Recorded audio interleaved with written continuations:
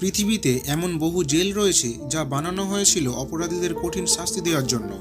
তারই মধ্যে এমন অনেক জেল রয়েছে যার নাম শুনলেই কয়েদিদের রাতের ঘুম উড়ে যায়। এমনই একটি জেল হলো সেলুলার জেল। স্বাধীনতা পূর্বে ভারতীয়দের ওপর ইংরেজদের অত্যাচারের অন্যতম স্মারক হিসেবে ইতিহাসের পাতায় পরিচিত এই সেলুলার বা কালাপানি জেল।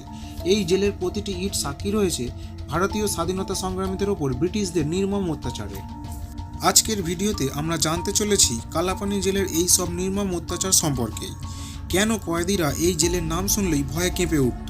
বর্তমান ভারতের কেন্দ্রশাসিত প্রদেশ আন্দামান ও নিকোবরের রাজধানী পোর্ট ব্লারে অবস্থিত এই সেলুলার জেল। এই জেলটি চারিদিক জুড়ে ছিল বিশাল সমুদ্র। কয়েক কিলোমিটার মধ্যে সমুদ্র ছাড়া কোনো রকম স্থলপথের চিহ্নও ছিল না। সে কারণে অনেকে একে কালাপানি জেল বলতেও শুরু করে। ব্রিটিশ সরকার স্বাধীনতা সংগ্রামীদের শাস্তি দেওয়ার জন্য এই জেলটি স্থাপনা করেন। ভারতে 1857